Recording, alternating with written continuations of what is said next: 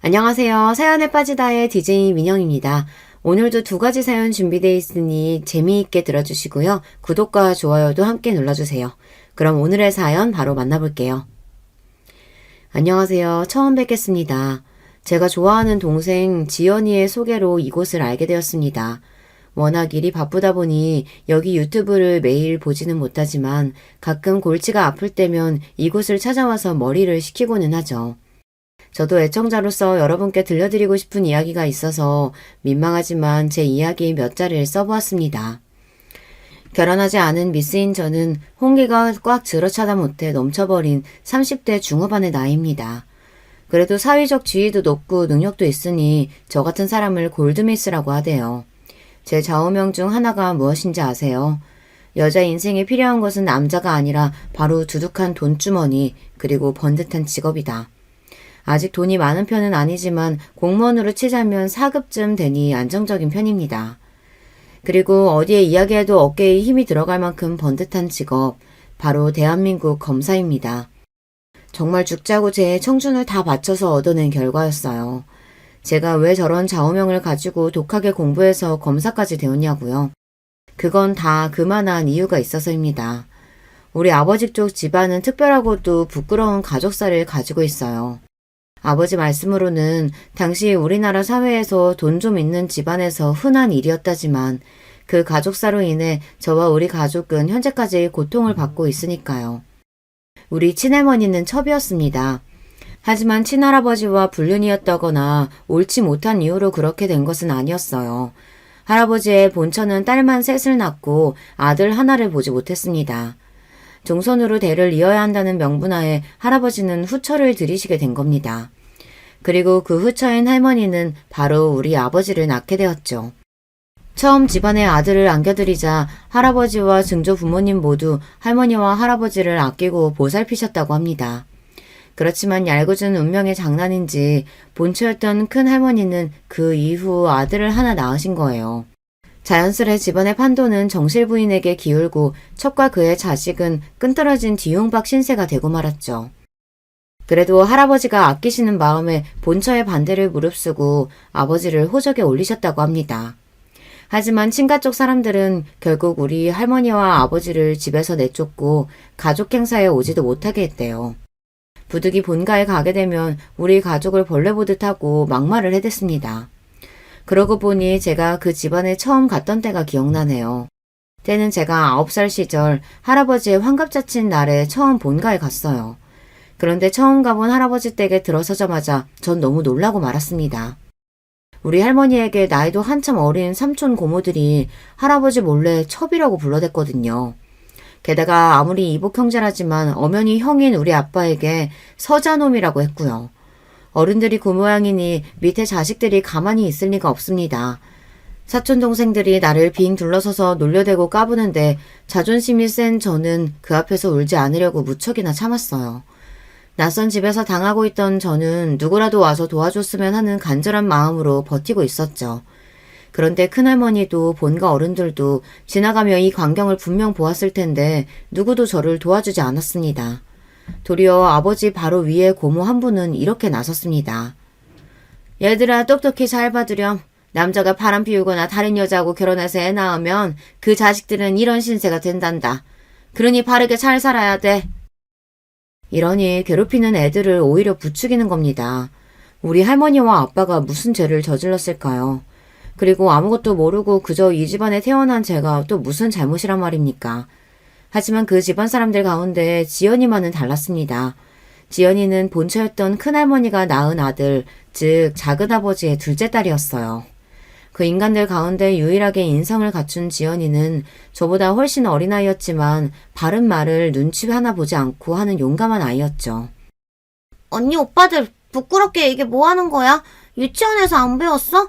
혼자만 있는 어려운 친구 여럿이서 괴롭히면 경찰이 잡아간다고 했어. 그러니까 이런 장난 그만해. 어린 게 되바라졌다면서 그들은 지연이의 이마를 손바닥으로 치고 팔을 꼬집었지만 지연이는 꾹 참으면서 이렇게 대들었습니다. 그래, 그럼 마음대로 해. 난 우리 할아버지한테 보고 들은 거 그대로 다 일러 바칠 테니까. 그렇게 지연이의 협박을 듣고 나서야 사촌들은 괴롭힘을 멈추고 어딘가로 숨어버렸습니다. 아이들이 사라지자 지연이는 저에게 사탕 하나를 내밀었어요. 언니, 이거 먹어. 처음 우리 집에 왔는데 많이 놀랐지. 그래도 울지 마. 어찌나 서러웠으면 한참이나 어린 동생 앞에서 전 눈물을 보이고야 말았어요. 그 뒤로 지연이는 제 옆에 찰싹 붙어서 집안 구석구석 소개도 하고 저와 노는 게 재밌다며 계속 옆을 지켜주었습니다. 지연이 이놈, 이리 오지 못해? 너 그 아이와 놀지 마. 왜요? 난 언니가 좋은데. 그리고 할아버지가 언니 잘 챙겨주라고 하셨단 말이에요. 지연이는 그날뿐만 아니라 본가에 갈 때마다 저를 호위무사처럼 붙어서 지켜주었고 좋은 친구 노릇도 해주었어요. 차갑고 쌀쌀맞은 제가 뭐가 좋은지 지연이는 저를 친언니처럼 잘 따랐고 같이 놀고 싶으니 자기 집에 또 놀러 오라고 했습니다. 하지만 저는 이유 없이 그렇게 사람 취급 못 받는 친가댁에 가는 게 정말 싫었습니다. 더 싫었던 것은 제가 존경하는 아버지와 할머니까지 그들이 업신여긴다는 것이었어요. 할아버지 환갑잔치에서 돌아온 날 아버지는 제 머리를 쓰다듬으며 어린 시절 이야기를 처음 해주셨습니다. 우리 딸 오늘 많이 놀랐을 거야. 다 알고 말고. 너의 놀람과 서러움을 아빠는 아주 어렸을 적부터 겪어왔단다. 너보다 더 어릴 때부터 더한 일 많이 당했지. 삼촌 고모들이 더운 여름날 광 안에 넣어두고 몇 시간 뒤에나 풀어줘서 난 쓰러지기 일보 직전에 기진맥진해서 겨우 나왔다.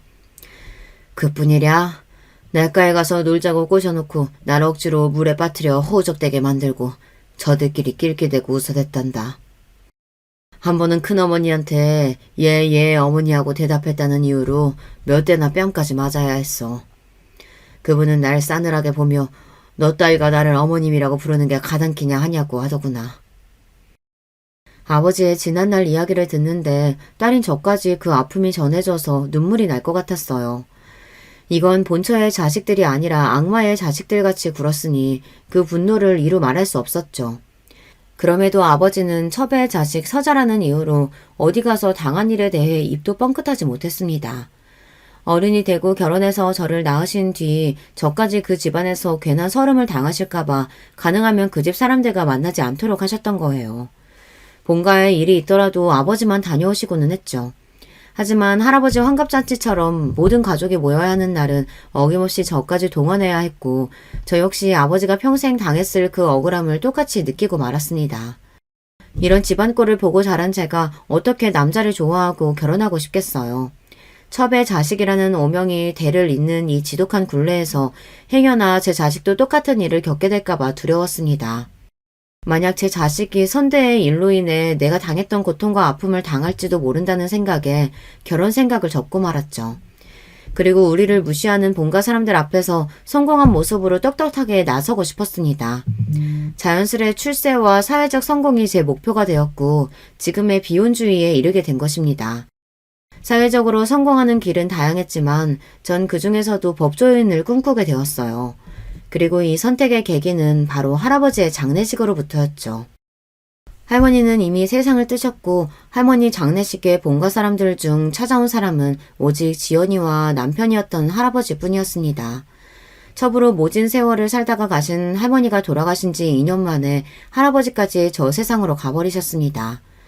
그렇게 친할아버지의 부고를 받고 모든 가족이 오랜만에 모였죠. 오랜만에 찾아뵀지만 그 친척들은 옛 기억 그대로 부모님과 나를 무슨 쓰레기 쳐다보듯 경멸하는 시선만 두고 있었을 뿐입니다. 여기가 어디라고 찾아와? 역시 첩의 자식이라 뻔뻔한 모양이다. 아버지 돌아가시고 유산이라고 떨어질까 봐서 뭐라도 주워 먹으러 온 거겠지. 천한 핏줄 같으니. 그들은 생전에 우리 할머니에게 작은 어머니라고도 하지 않았습니다. 강씨라며 하대했을 뿐이죠. 우리 할머니가 강씨네 식구들하고는 상종도 하지 말라 했어. 씨바지로 온 여자의 핏줄은 어디 가서도 그 집안 본처 내쫓을 성품이나 물려받을 거라고. 심지어 아버지가 내민 조의금을 그 앞에서 바로 열어서 지폐 돈을 바닥에 떨어뜨렸어요. 어머나, 참나 겨우 50만 원 했네. 하긴 그 살림살이에 50만 원이면 노력은 한 건가. 돈이 없으면 염치라도 있던가. 어디 가서 구워오든가 했어야지. 자기 아버지 장례식에 50만 원이 뭐야. 우리 아버지도 분명한 할아버지의 자식이었습니다. 하지만 그들은 상주 옷도 주지 않고 상주 자리에서 멀찍이 떨어져 있으라고 했어요. 그 자리가 너무 불편하고 가시방석이라 아버지는 엄마와 저를 일찍 집에 보내셨습니다. 3일 내내 상주 취급도 못 받았지만 외로이 아버지만의 방식으로 자기 친부가 가시는 길을 끝까지 애도하셨습니다. 아버지가 저를 세상에 나오게 하셨을지언정 이 세상살이를 지옥으로 만드셨죠. 그거 아십니까? 운동도 공부도 잘했던 저는 육사가 되고 싶었어요. 그런데 한참 준비하던 중 내 피줄 때문에 가지 못할 거라는 걸 알게 되었죠. 생도들의 친척까지 조사해서 사상적으로 문제가 있는 사람은 없는지 등을 보고 입학을 허가한다고 하더라고요. 그 정보를 듣고 서자인 저는 꿈마저 포기해야 했습니다. 아버지, 첫째 아들을 이런 세상에 두고 혼자 떠나시면 마음은 편하십니까? 아버지가 이렇게 한탄하셨던 말씀을 후일 지연이가 전해주었어요. 얼마나 할아버지가 원망스러우셨으면 장례식장에서 혼자 그러셨을까.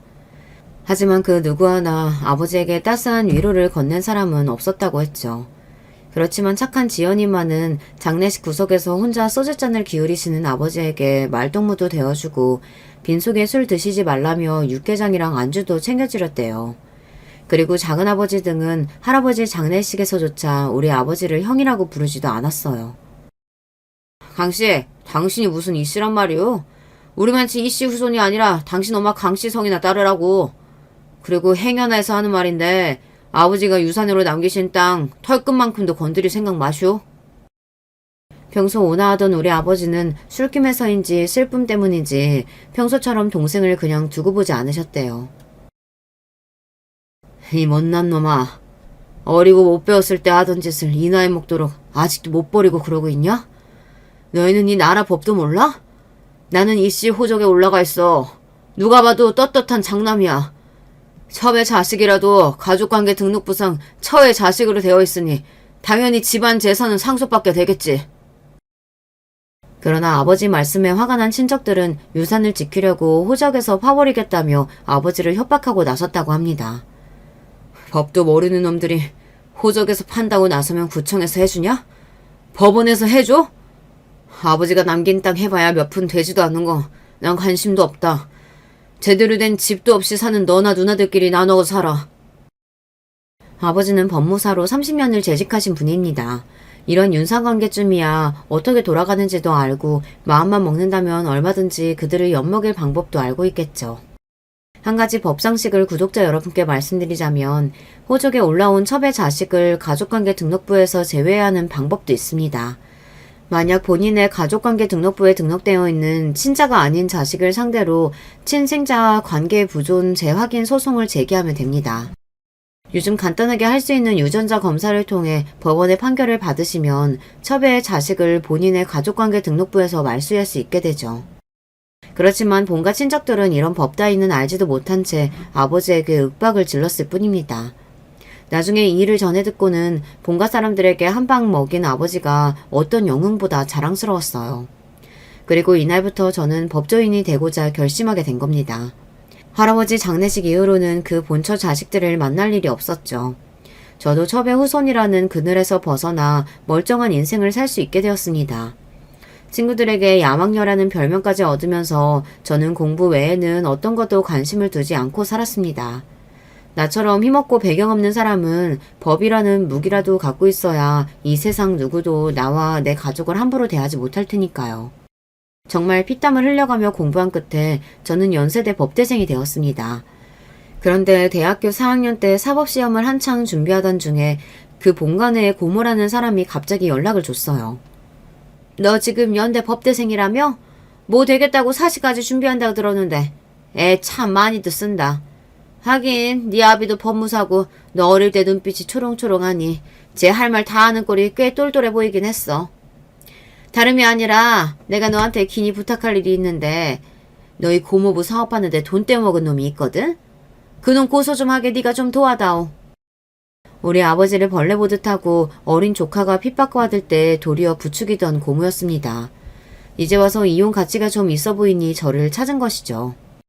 고모가 첩년 자식 손주는 살 가치도 없다면서요. 집안 분란 만들지 말고 어디 조용한 데 가서 숨어 살라고 말씀하신 기억 나는데요. 어디 첨년의 손주딸이 대단하신 본처 소생 고모 소송을 돕겠습니까? 대단한 집안이시니 고모님 혼자 알아서 하세요. 고모의 처지가 오죽 급하면 발톱에 때만도 못하게 여기던 꼬매기한테 도와달라고 해야 했을까 싶었지만 저는 성인 군자가 아닙니다. 솔직히 고모한테 시원하게 복수의 한마디 돌려줄 수 있어서 감사할 지경이었어요. 제 말에 열받은 고모는 역시 종자가 다르니 저렇게 누구 도울 줄도 모르고 매정하지 라는 말을 남기고 전화를 끊어버렸습니다. 그 일로 저는 다시 한번 느꼈습니다. 사람들에게 당하지 않으려면 절대적인 힘을 키워야 한다고요. 그래서 그 일 이후로 더 이를 악물고 사법고시에 매달렸습니다.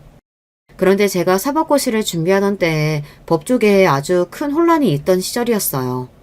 60년대부터 존치해오던 사법시험이 폐지하고 법학전문대학원 도입을 앞두고 있었거든요. 사법고시 2번 낙방을 겪은 저는 이렇게 사시만 준비하다가 죽도 밥도 안 되겠다는 생각이 들었습니다. 어쩔 수 없이 법학전문대학원을 준비해야 했죠. 로스쿨에 가기 위해서 대학을 졸업한 저는 가외와 아르바이트로 돈을 벌어야 했습니다. 부모님이 도와주시겠다고 했지만 저 스스로의 힘으로 이루고 싶었어요. 학비를 마련하고도 밤에는 로스쿨 입학을 위한 법학 적성 시험을 준비했습니다. 준비하던 사법고시에 비하면 이 시험은 오히려 쉽게 느껴질 정도였어요. 그렇게 로스쿨이 입학을 허가한 첫 해에 합격했습니다. 3년의 대학원 생활 뒤 검사 임용에 지원하여 변호사 시험에 합격했죠. 그렇게 9년의 긴 여정 끝에 저는 검사가 된 것입니다. 편하고 돈 많이 버는 변호사가 아니라 왜 검사를 택했느냐고요. 아버지 친척들에게 여보란 듯이 제 모습을 보여주고 싶었거든요. 당신들이 무시하던 서자의 딸이 대한민국 검사가 되었다고 말이죠. 이렇듯 연애나 결혼을 포기한 채로 앞만 보고 달려온 저와 달리 지연이는 평범한 여자의 길에 들어섰습니다. 지연이는 27살의 젊은 나이에 대학 때부터 사귀던 남자친구와 일찍 결혼했어요. 저는 당시 이미 검사로 임용된 터라 친가 친척들에게 보여주려고 검사다운 검정 바지 정장 차림으로 당당히 결혼식장에 들어섰죠. 제가 검사가 된 소식을 들어서인지 예전처럼 사촌이나 어른들은 저에게 대놓고 뭐라고 하지 못했습니다. 다만 저들끼리 모여서 쑥덕거리고 저와 우리 가족을 본체만치 했을 뿐이죠. 지연아, 결혼 정말 축하해. 너처럼 예쁜 신부는 또 처음 본다. 언니답지 않게 웬 칭찬을? 이게 다 화장빨이라오. 그나저나 우리 이쁜 언니 두고 나 먼저 시집가서 미안해. 나는 남자도 싫고 결혼도 싫고 범죄자들 처단하는 일에 내 인생 바칠 거야. 그러니 여자로서의 행복은 언니 몫까지 네가 모두 느끼고 잘 살길 바랄게. 우리 언니 35 되기 전에는 면사포 쓴 모습 보고 싶은데 이 동생 소원도 좀 들어주라. 자기 결혼식에서도 시집 못 간 언니 걱정이나 하는 착한 아이였습니다. 그런 지연이에게 대용량 최신식 냉장고를 선물로 해주고 진심으로 결혼을 축하해 주었어요. 지연이는 결혼해서 건축 일을 하는 남편과 오순도순 신혼생활을 시작했습니다. 당시 저는 어느 지방으로 검사직을 발령받아 지연이와 자주 만날 수 없었죠. 간간히 문자나 전화하며 서로 소식을 듣고 있었을 뿐이었어요. 그러다가 휴가를 받은 저는 서울로 상경해서 오랜만에 지연이를 만나러 그 아이 신혼집에 갔어요. 현관 벨을 누르자 문을 열어주는 사람은 다름 아닌 사돈 어르신, 즉 지연이 시아버지셨습니다. 아, 안녕하세요. 제가 집을 잘못 찾아온 건 아니겠죠? 혹시 결혼식 때 한번 뵈었던 지연이 시아버님 되십니까? 내 며느리 이름이 지연이 맞소. 근데 댁은 누구시오? 아, 네. 전 지연이랑 친한 언니예요. 집에서 만나기로 했는데 아버님께서 어쩐 일로 여기에. 아들님이 지방 건축 현장에 머물고 있어서 오랫동안 집 비우는 경우가 많다오. 혼자 있는 며느리를 아들 대신 봐주러 종종 들리고 있지. 그럼 잘 놀다 가시오. 퉁명스럽게 말하고 가시는 저분에 대해 저는 익히 들어서 알고 있습니다. 원래 지연이는 착한 성품답게 뒤에서 남의 욕을 하거나 헐뜯는 아이는 아니에요. 그런데 언젠가부터 그런 지연이를 힘들게 만드는 장본인이 바로 저분이었거든요. 3년 전 결혼 준비로 한창이던 지연이가 상견례를 다녀와서 들려준 이야기가 기억납니다. 너도 알지? 우리나라에서 여자는 남편만 잘 만난다고 행복하게 사는 거 아니다. 내가 비록 네 친언니가 아니라서 직접 그분들을 보지는 못해서 안타깝지만 어떤 분들인지 어디 한번 얘기해봐. 시댁은 과천의 단독주택에 계시고 시아버님이 은행 퇴직 후에 사업하셔서 돈을 많이 모으셨다나 봐. 사실 상견례 자리 내내 자기 돈 자랑, 성공한 이야기 늘어놓았는데 너무 지루했지 뭐야. 그래도 없이 사는 시댁도 아니고 아버님이 우리 신혼집도 사주신다고 하셨으니 감사할 일 아니겠어? 앞으로도 아버님 자랑만 조용히 듣고 살면 다른 어려움은 없을 것 같은데? 언니, 나 너무 속물이지? 이렇게 결혼 초반에는 시아버님이 좀 자랑을 떠벌리신다는 작은 문제 말고는 시어머님도 괜찮으시고 별다른 일 없이 잘 살고 있었어요. 지연이는 아기도 낳고 정말 예쁘게 살고 있어서 부러울 지경이었죠. 하지만 그 행복은 오래가지 않았어요. 지연이네 시댁에 어려움이 찾아왔습니다. 지연이네가 결혼한 직후 시아버님은 어떤 회사와 함께 주식이나 파생 상품에 투자를 새롭게 하셨어요. 가족들은 살고 있는 집을 담보로 하고 가진 재산 거의 전부를 투자한 시부를 말려보았지만 그간의 성공으로 자신만만한 분이었기 때문에 밀고 나가셨다고 합니다. 하지만 알고 보니 시부가 투자했던 회사는 사기꾼들이 작정하고 만든 가짜 기업이었어요. 많은 투자자를 유치한 뒤 모은 투자금을 갖고 잠적해버렸습니다. 이 사태에 살던 집까지 경매에 넘어가고 심지어 지연이 시모마저 병을 얻고 몇 개월 만에 돌아가신 겁니다. 그야말로 잘못된 투자 한 번으로 집안이 풍비박산 나고 만 것이죠. 경제적 어려움이 찾아왔지만 지연이 신랑은 꿋꿋이 자기 건축 일을 하고 지연이는 가정을 잘 꾸리며 살고 있었습니다. 하지만 문제는 바로 이 사태의 원인이자 피해자인 시부였습니다. 졸지에 부자에서 하층민으로 전락했건만 그의 씀씀이나 기대치는 그대로였으니까요. 언니, 나 지금 살던 집 팔아야 할 것 같아. 아니, 갑자기 왜? 지금 아파트 살기 좋고 이제 곧 조카도 학교 가야 하는데 이사를 가겠다고? 여기 살기는 너무 좋지. 그런데 시아버지가 자기는 지금 빌라 살고 있는데 자기가 해준 돈으로 자식들 너희만 호의호식하면 되겠냐고 하시는 거야. 우리 집 팔아서 자기 아파트 해주고 너희도 돈 맞춰서 살 집 알아서 구하라고 하시면서. 아니, 뭐 그런 옹졸한 영감님이 다 있다니? 줬다 뺏는 경우가 어딨어. 게다가 자기 아들 집이고 손주들까지 사는 집에서 꼭 그렇게 해야겠대? 그렇게 지연이가 하소연을 하는데 지연이 시부가 어떤 양반인지 대강 파악이 되더군요. 자기 돈은 없는데 원래 치던 골프도 계속 치고 싶고 친구들 앞에서 기죽기 싫어서 가벼운 지갑으로 한턱 쏘겠다며 다니는 그런 한심한 사람이었어요. 그러면서 자기 자식들에게는 이렇게 팍팍하게 굴다니 말이죠. 지연이 신랑은 어떻게 돈을 빌려서 시부에게 좀 더 넓고 좋은 집을 해주고 나서야 살던 집을 빼라 마라 억지를 부리는 것을 일단 막았다고 하네요. 그렇지만 시부가 지연이를 괴롭히는 방법은 수십 가지나 되는 것 같았습니다.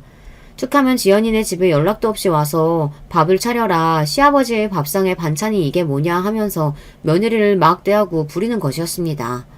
심지어 어느 날은 시부 친구까지 집에 데리고 와서 다과상을 준비해야 하기도 했다네요. 그래, 나도 결혼한 친구들 얘기 들어보면 어른들이 대접받고 싶은 마음에 그렇게 하시는 경우가 있다고 하더라. 그래도 안 좋은 일 겪으시고 혼자 사시는 불쌍한 분이니까 너그럽게 잘 맞춰드려. 속으로는 지연이 시부가 미웠지만 지연이가 속이 더 상할까봐 이렇게 충고도 해주었어요. 그런데 이 노인네가 며느리를 또 다른 방향으로 달달 볶더군요. 자신이 쓰는 물건을 사거나 외출해서 뿌리고 다니는 술값으로 아들이 주는 용돈을 다 쓰고 다니는 양반이 며느리에게는 그렇게 돈돈거리며 절약을 강조하는 겁니다. 언니, 어제는 글쎄 아버님이 우리 집에 어떤 아기 의자 하나를 들고 오시더라고. 근데 찬찬히 보니까 나사도 안 지어질 만큼 망가지고 지저분한 누가 버린 것 같았어. 그래서 아버님께 이렇게 말씀드렸지. 아버님, 저도 없는 살림에 아낀다고 중고거래 많이 하긴 했지만 이거는 못 쓰는 물건이에요. 아마 물건 주인도 쓰레기로 내놓은 것일 테니 다시 원래 자리로 갖다 놓을게요. 지연이는 그동안 시부가 가져다주는 고물 같은 것을 잠자코 받아 썼지만 참다 못해 이렇게 한마디 드렸대요. 네가 그렇게 흥청망청 써대니까 부자가 못 되는 거다. 네 남편은 이 더위에 땀 뻘뻘 흘려가며 건축 현장에 나가서 어렵게 돈 벌어오는데 집에 있는 마누라가 한다는 소리가 친정에서 배운다는 생활습관이 그 모양이니 가난을 못 벗어나지. 이렇게 도리어 며느리를 타박하는 것이 아니겠어요. 나 혼내시는 건 그래도 참을 수 있어. 하지만 친정 어쩌고 하시니까 그 말씀은 너무 서러운 거야. 우리 집이 원래는 잘 살았던 거 언니도 알잖아.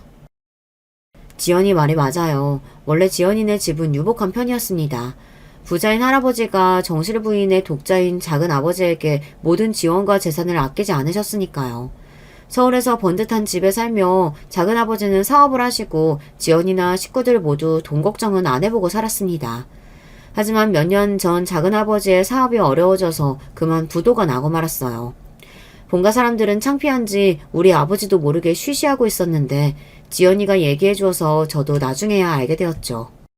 씩씩한 지연이는 친정에 반찬도 해나르고 없는 살림에 자기가 돕겠다고 부업을 해가며 친정 부모님 용돈도 조금이나마 드렸습니다. 그런데 사돈댁의 사업이 망했다는 사실을 알고 난 지연이 시부는 사람이 더 악독해진 것 같아요. 너 앙큼하게도 네 친정집 망한 거 이 시애비한테 비밀로 하고 있더구나. 희한하게도 너랑 얽히면 왜 사업들이 그리 망하는 건지. 나도 너 들어오고 얼마 뒤부터 사기당하고 너희 아비까지. 너 혹시 사주 본 적 있냐? 누가 결혼할 때 구막을 꼭 봐야 한다고 신신당부했는데 내가 이걸 놓쳤다. 그때 봤으면 이 결혼 어떻게든 막았을 텐데. 그리고 내 돈도 지켰을 텐데. 다른 건 다 참아도 자기 손으로 망친 인생 탓까지 사주를 들먹이며 며느리 탓을 하는 것은 참 용서받지 못할 일입니다. 그 노인네는 정말 그렇게 생각해서인지 그 뒤로 더욱 지연이에게 절약을 강요하고 돈 쏘는 꼴을 못 보더랍니다. 내 착한 동생, 악연으로 시작된 핏줄이었을지언정 지연이만은 지켜주겠다는 마음으로 전 그 아이를 돕고 싶었습니다. 이래 보여도 나 검사야. 너희 시부가 요즘 너한테 하시는 일 도가 지나친 것 같은데 치졸하지만 내 공권력을 이용해 볼 수 있어. 어떻게 언니가 나서줄까? 하지만 마음씨 고운 내 동생은 아버님 마음이 아프신 분이라고 시간이 지나면 원래대로 돌아올 거라고 저를 말렸습니다. 그래서 저도 잠자코 지켜보면서 자칫하면 나서서 지연이의 시부가 하는 행동을 저지해야겠다고 벼르고 있었죠. 하지만 이제 시부가 지연이네 집에 자주 들르시는 걸로 모자라서 주기적으로 지연이 보고 시부가 사는 집까지 오라고 했습니다. 너 때문에 네 시애미까지 운명 달리하고 말았으니 어쩌겠냐. 이 집안의 여자인 네가 마누라가 해줬듯이 나 죽을 때까지 돌봐줘야지.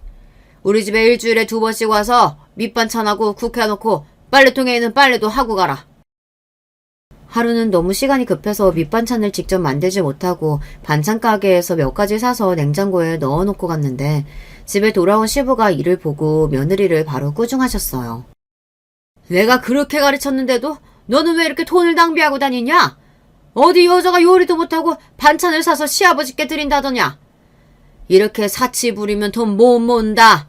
어휴, 다음부터는 손수 네가 다 반찬 만들어서 넣어라.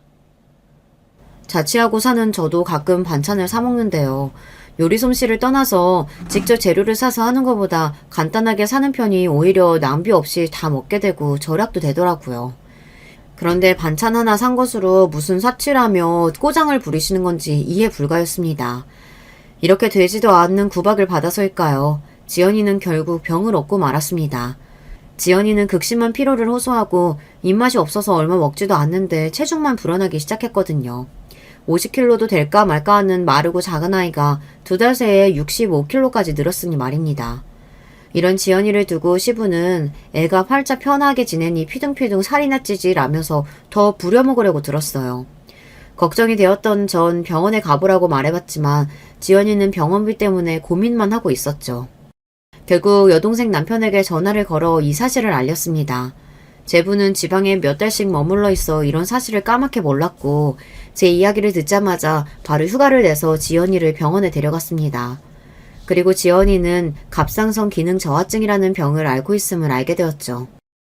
이 병은 수술을 한다거나 심각한 병은 아닙니다만 철저히 관리하지 않으면 위험해질 수 있어요. 환자분은 무리해선 안 되고 매달 병원에 와서 검사하고 약 타가서 복용해야 합니다. 무엇보다 절대 안전과 건강한 식이습관이 중요해요. 제부는 자기 아내 고생시키고 왔다며 미안해하고 지연이를 보살펴 주었습니다. 하지만 일하던 와중에 올라온 터라 바로 다음날 지방에 일터로 가야 했대요. 대신 자기 아버지에게 아내가 많이 아프니까 절대 일 시키지 말고 잘 보살펴달라고 부탁했답니다. 무슨 큰 병 걸렸다고 바쁜 남편을 오라가라 해? 살만 찌고 보기 좋아 보이더만 병원기 아깝게 좀만 아프면 쪼르르 병원이나 달려가냐? 그 병원비가 좀 나오냐? 대형 병원이라 검사비는 오죽 비쌀까? 그냥 진통제나 사서 먹으면 될 일을. 아버님, 의사가 과로해서 생긴 병이랍니다. 아버님은 허리 아프시다고 일주일에 한 번씩 정형외과에 도수치료 받으러 가시잖아요. 저는 목숨이 위험해질 수도 있는 병인데 그 병원비도 아까우시단 말인가요? 사람이 아픈 마당에 저렇게 모지게 말씀하시니 참고 참던 지연이도 이렇게 시부에게 말대꾸를 했다고 합니다. 지연아, 참 바른 말 잘했다. 앞으로도 참지 말고 네 할 소리 해가면서 싸우지 않으면 그 어르신 갈수록 심해질지도 몰라. 이렇게 저는 지연이를 응원했어요. 하지만 시댁 어른이 아무리 막무가내로 굴어도 며느리여서 약자여서 다 수용하고 참을 수밖에 없다는 것을, 이것이 바로 우리나라 며느리의 현 주소 아닐까요? 지연이가 병을 얻었다고 하고 제가 맡던 사건이 종결돼서 시간이 생겼기에 휴가를 내고 지연이네 집에서 며칠 머물기로 했습니다. 언니 온다고 해서 내가 솜씨 좀 부려봤지. 언니 김치찌개랑 콩나물무침 좋아하잖아. 몸도 아픈 아이가 제가 온다는 소식에 들떠서 요리를 이것저것 해서 한상 떡 버려지게 차려놓고는 저를 맞이하는 게 아니겠어요. 야, 너 몸도 안 좋은 애가 이렇게 무리하지 마. 다음에도 또 이러면 언니 집에 안 올 거야.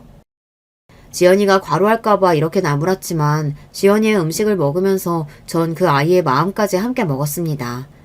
아닌 게 아니라 지연이의 얼굴을 보아하니 안색이 안 좋더라고요. 걱정이 되었지만 기분이 좋아 보이는 지연이에게 모른 척하고 밥그릇을 싹 비웠습니다. 그러다가 검찰청 직원의 전화가 와서 전 작은 방에 들어가서 통화를 하고 있었어요.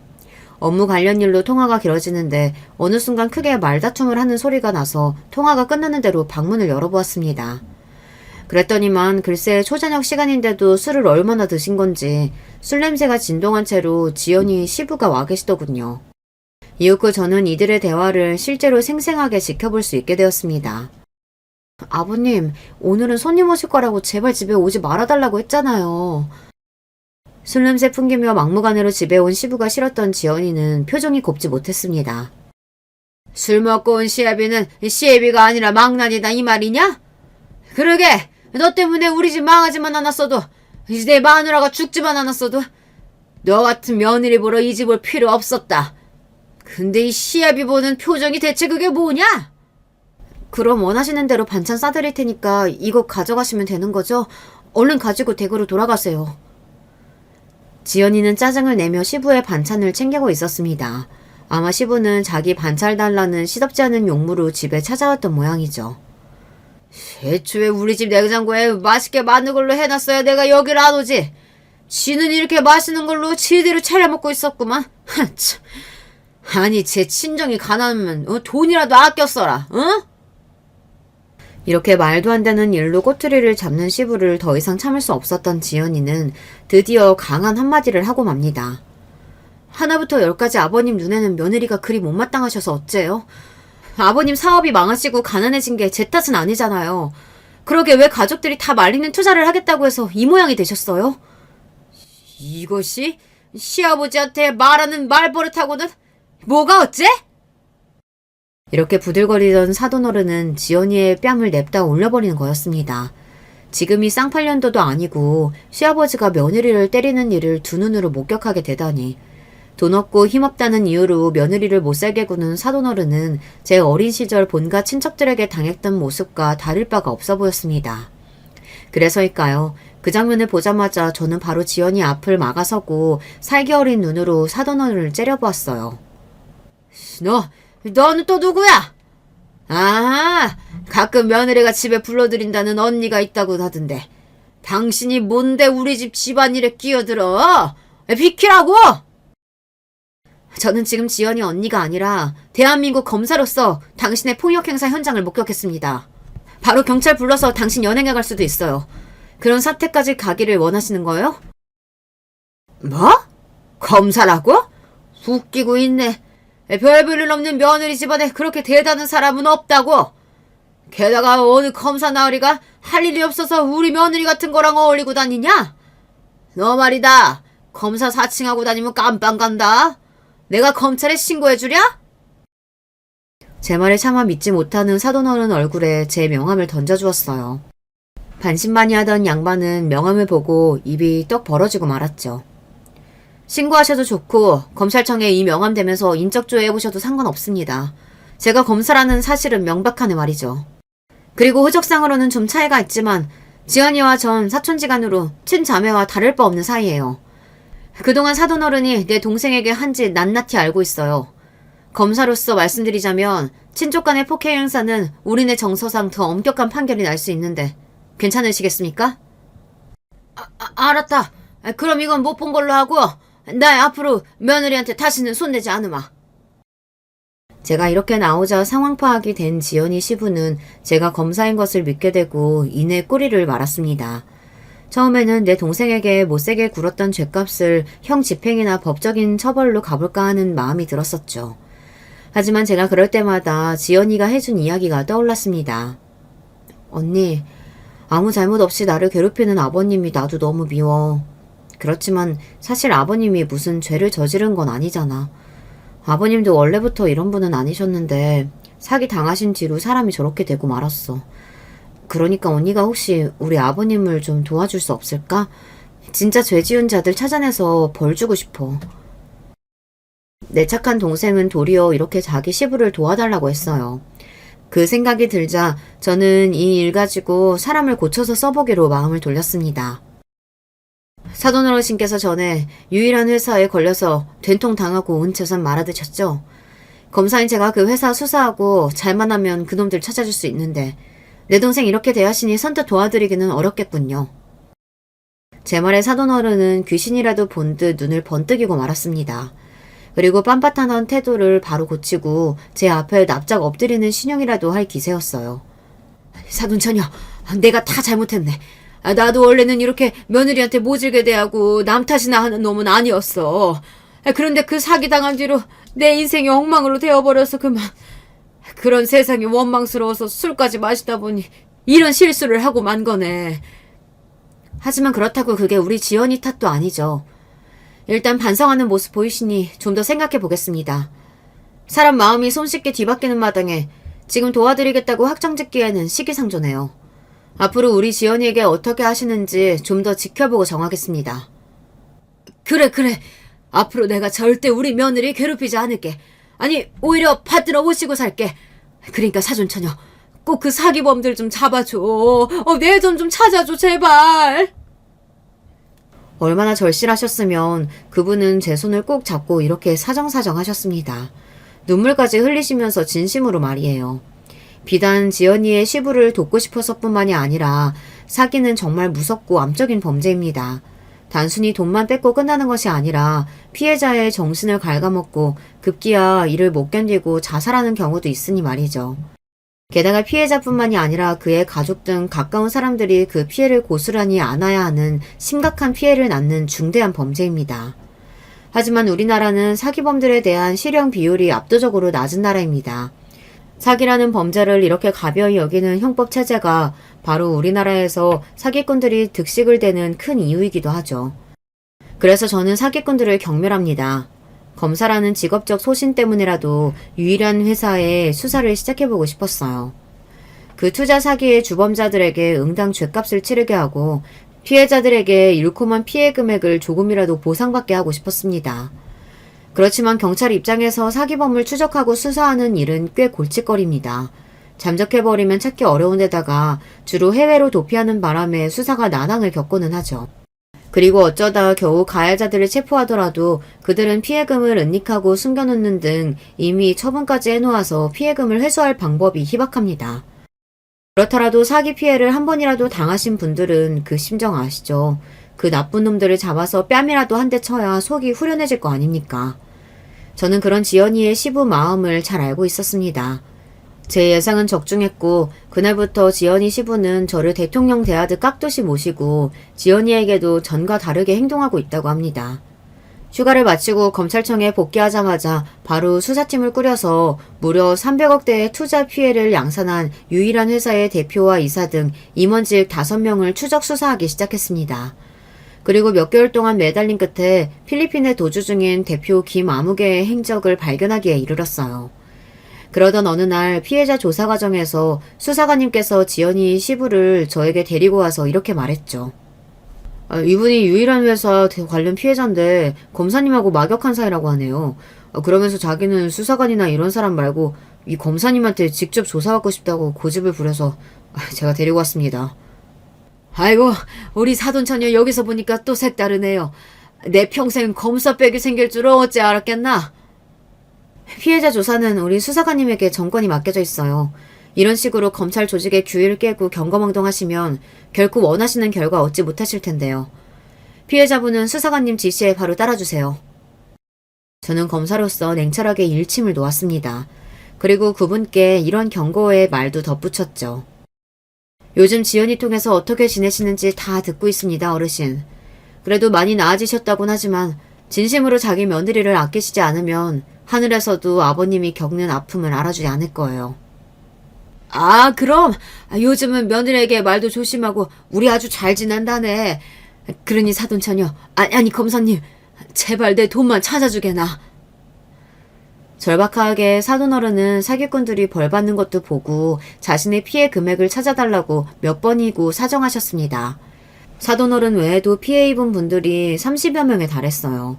피해자분들을 위해 수사관님들 그리고 공조한 경찰과 열심히 뛴 결과 사기범 중 대표이사와 2명의 연루자를 잡게 되었죠.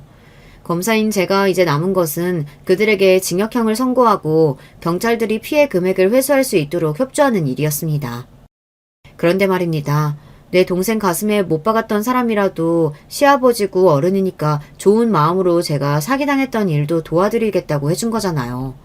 얼마든지 저의 힘을 발휘해서 벌을 내릴 수도 있지만 말입니다. 그런데 어디서 듣고 온 건지 수사가 마무리되는 과정에서 사돈어른이 저에게 이런 말씀을 하시더군요. 사돈처녀가 우리 며느리랑 사촌지간이라고 하는데 좀 이상하더라고. 저는 상견례 자리에서 들은 이야기도 없었고 얼마 전 바깥사돈하고 통하고 나서야 내가 딱 간파했지 뭐야. 사돈처녀 아비가 첩의 소생이라면서? 바깥사돈이 어찌나 검사님네 집안을 욕하는지 차마 그 앞에서 사돈처녀랑 며느리가 각별한 사이라고 말할 수가 없을 지경이더군. 생각지도 못한 우리 집안 이야기가 사돈어른 입에서 나오자 전 당황해서 말을 버벅거렸어요. 그래서요. 무슨 말씀이 하고 싶으신 겁니까? 저희 할머니 때의 일로 제가 뭐 부끄러워해야 한다는 이런 말씀인가요?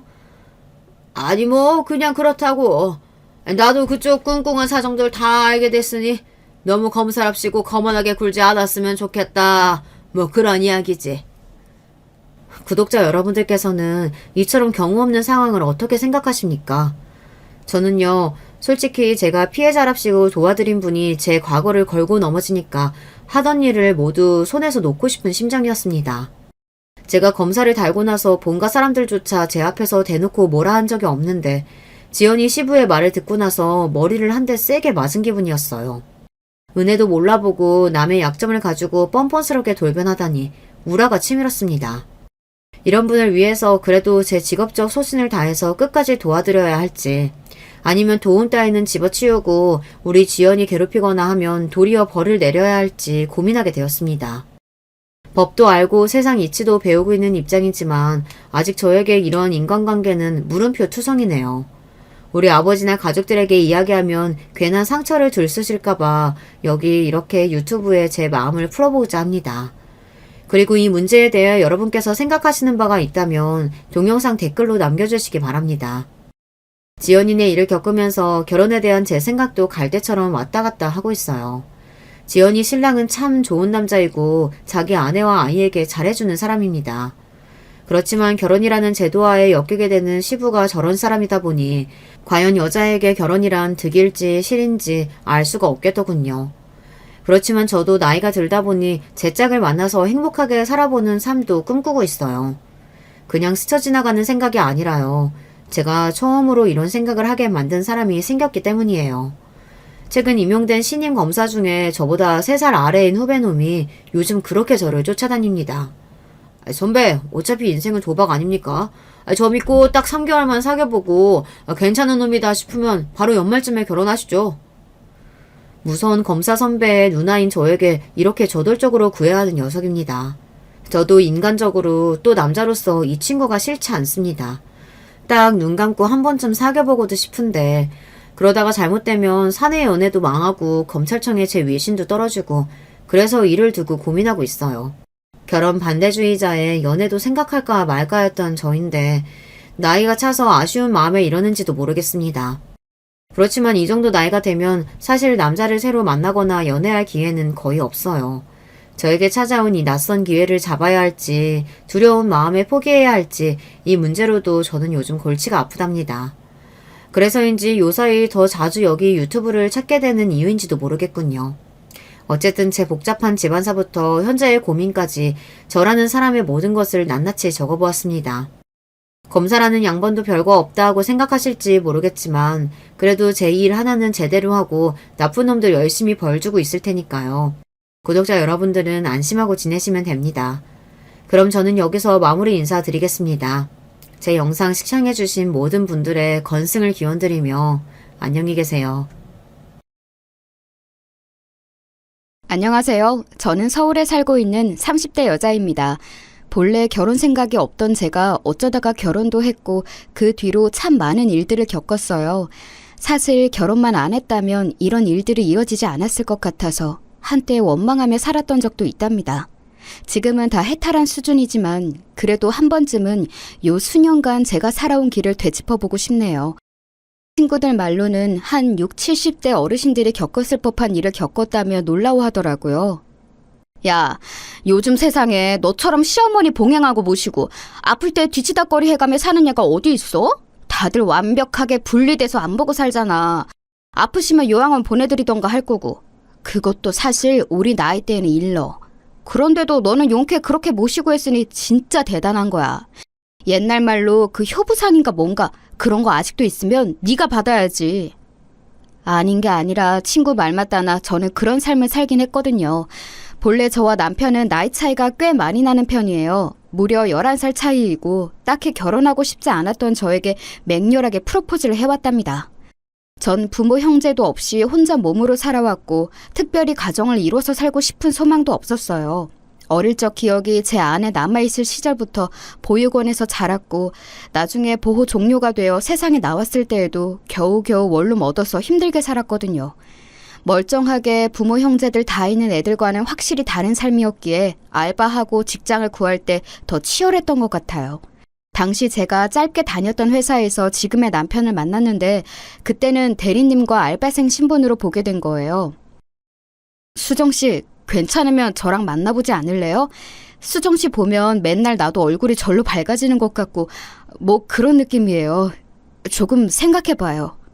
당연히 제 눈에는 거의 띠동갑급의 아저씨처럼 느껴졌지만 그래도 어찌어찌 만나다 보니까 사람이 참 다정하더라고요. 그러다 보니 어느새 연애 기간을 정도껏 채워서 결혼까지 하게 되었어요. 저의 이런 형편에 대해서 시어머니는 처음에 놀라시는 듯 했지만 둘만 잘 살면 됐지 뭔 상관이냐고 하시더라고요. 말 맞다 나 진짜로 니네들 둘만 잘 살면 돼. 나는 아무런 걱정이 없다. 솔직히 우리 준영이가 너무 장가를 안 가려고 해서 걱정이었거든. 이렇게 어리고 예쁜 아가씨를 데려올 줄 누가 알았겠어. 천국에 있는 우리 집 아저씨가 알면 얼마나 좋아하겠냐고. 그러면서 어머니는 저에 대해 전혀 편견을 갖지 않으시더라고요. 보통 알바하는 곳에서 사귀었던 친구들은 그 집에 놀러 갔을 때 제 사정을 알고 다들 놀라는 눈치셨거든요. 입으로는 저보고 대단하다, 혼자 어쩜 그렇게 야무지게 잘 컸냐고 하시지만 결국에는 저와 자기 딸들을 약간 멀리하게 만들고 싶어 하셨어요. 하도 익숙해져서 상처도 안 받았고 어머니가 저렇게 말을 하시는 것도 그냥 의뢰히 예의상 하는 소리라고 생각했답니다. 하지만 어머니는 정말로 저에게 잘해주셨고 그 흔한 시집살이랄까 본인 아들과 관련해서 저한테 강요하고 강조하는 부분이 하나도 없으셨어요.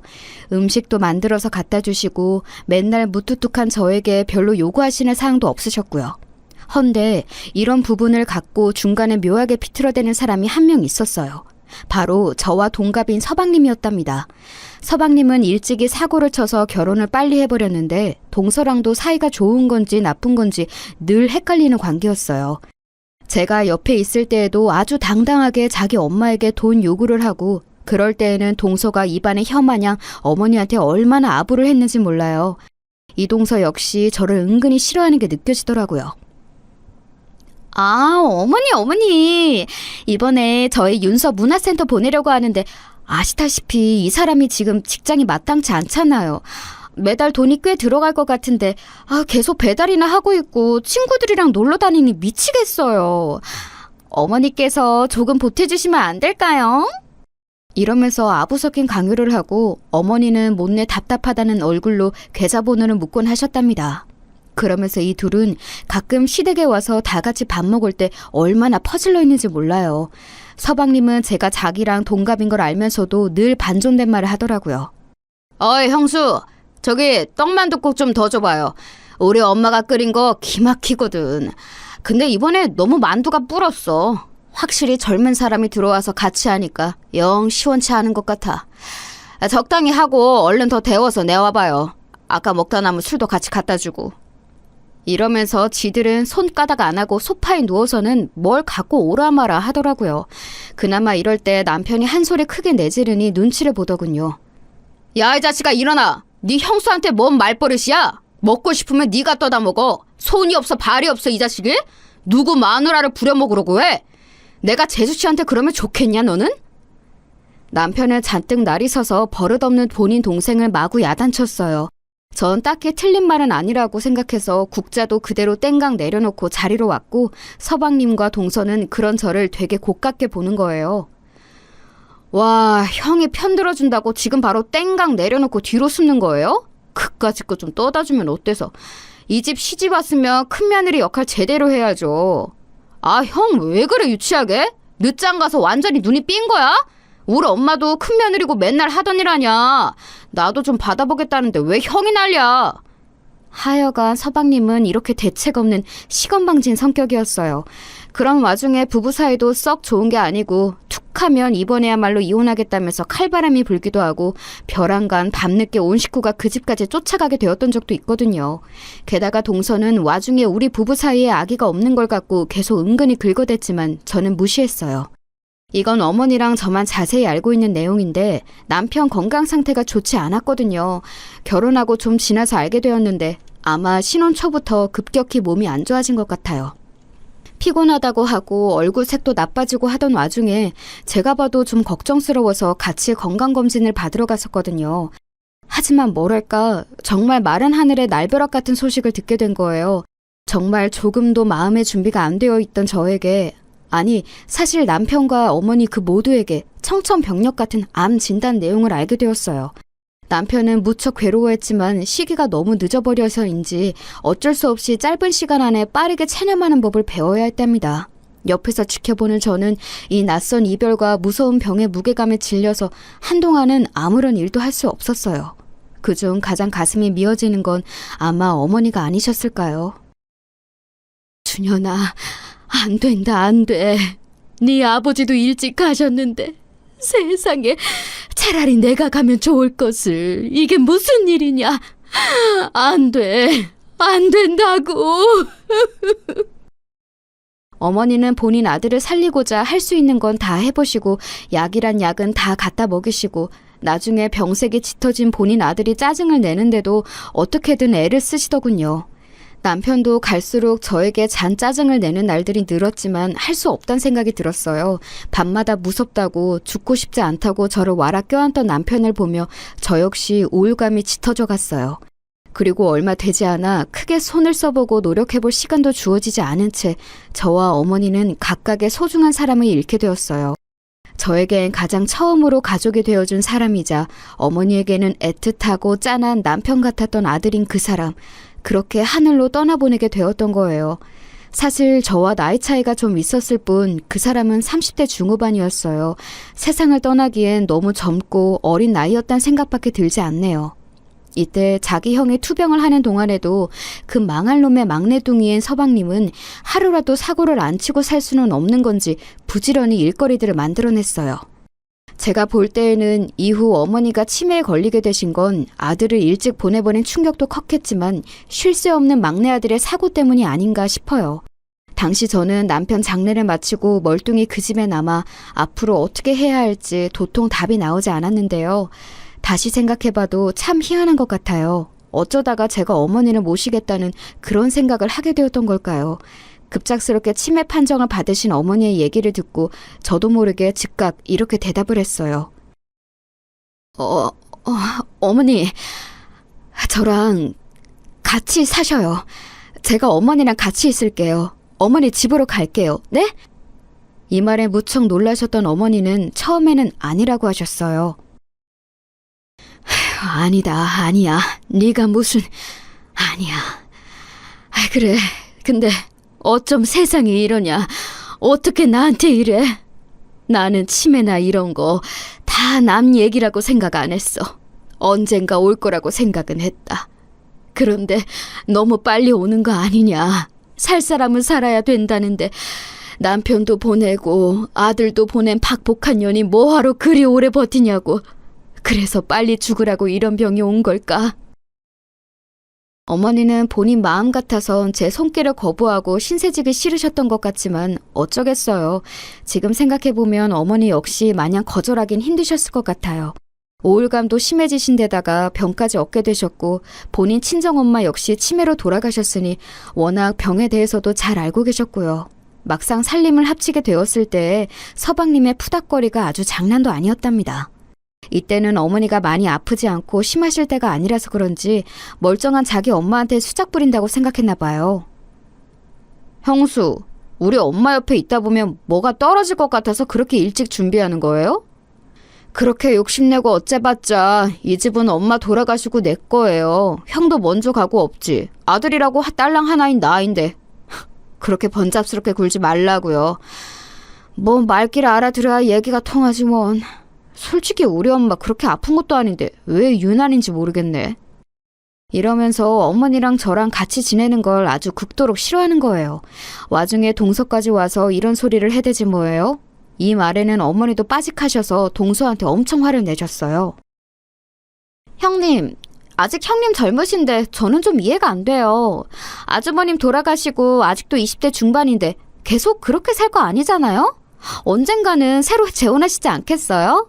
나이도 어리고 젊은데 왜 굳이 이렇게 어머니 댁에 와서 무슨 요즘 시대에 복양을 한다는 둥 왜 같이 있는 거냐고요. 결국 이 부부 둘 다 하는 말뜻은 같은 거예요. 제가 돈을 노리고 어머니 곁에 있다는 뜻인 것 같았어요. 이 말에 어머니는 마구 화를 내시면서 쫓아내셨답니다. 야, 시끄럽다.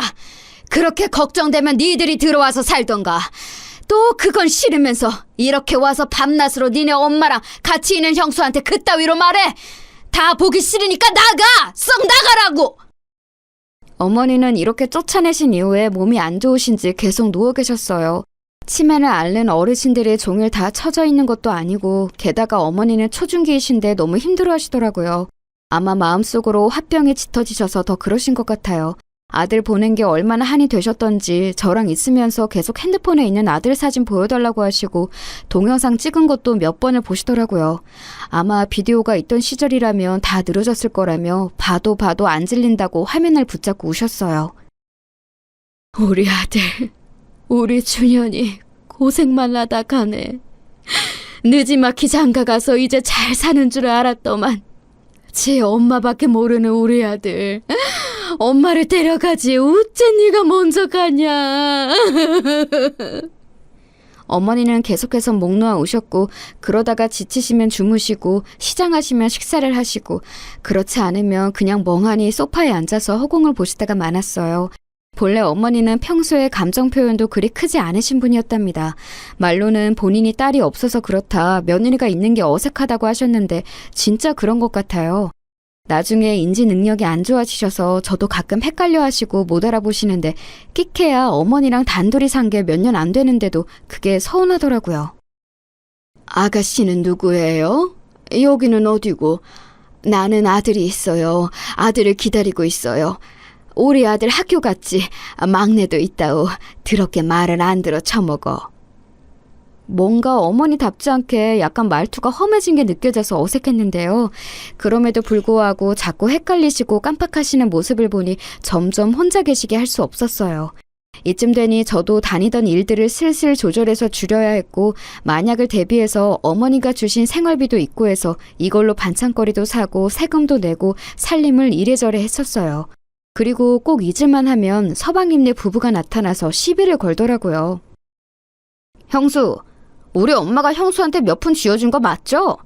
알고 있으니까 수작 부리지 말고 얼마 좀 떼줘요.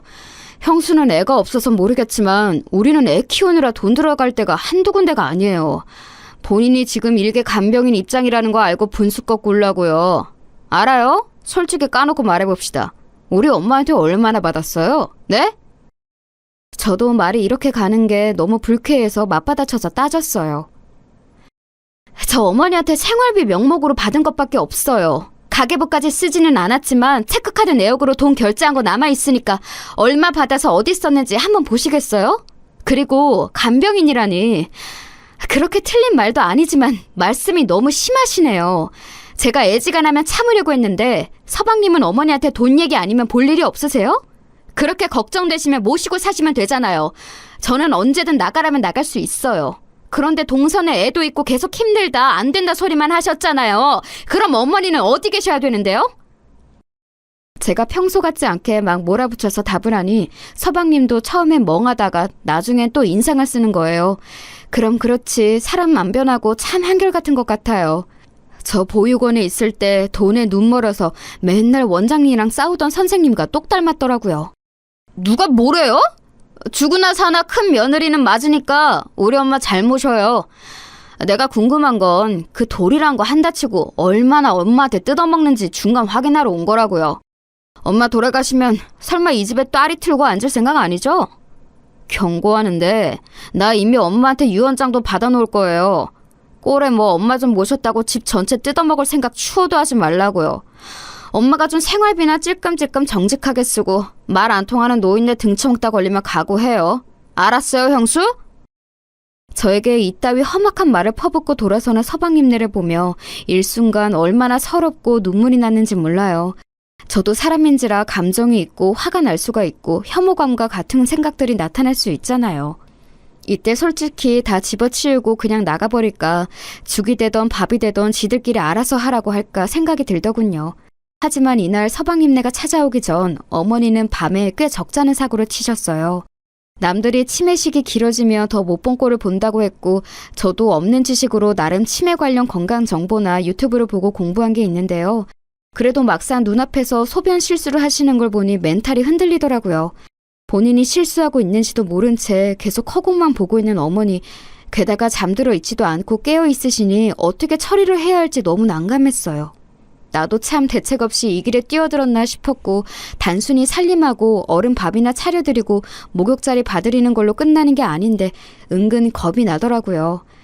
이런 제 마음도 모르고 제가 그날 밤 얼마나 가슴 졸여가며 심란하게 뒤처리를 했는지도 모르는 주제에 서방님은 외려 불을 지르더라고요. 그런 어머니를 놓고 도망가라고 하는 셈이지 뭔가요? 하지만 그날 낮에 어머니는 너무나 평온했고 식사도 잘하셨고 평소처럼 말씀도 하시고 마치 이런 저보고 도망가지 말라는 듯 너무 잘 지내시는 거예요. 저 그렇게 착하고 수더분한 성격의 사람이 아닌데 왠지 모르게 그냥 모든 기력이 다 빠져 포기하게 되었어요. 에라 모르겠다 어떻게든 되겠지 뭐 하는 심정이 되더군요. 그런데 사람이 너무 웃긴 게 뭐냐면요. 어쩜 그렇게 빠르게 태세 전환이 되는 걸까요? 저는 이 당시 어머니를 보면서 정말 별 지저분한 꼴을 다 본 것 같아요.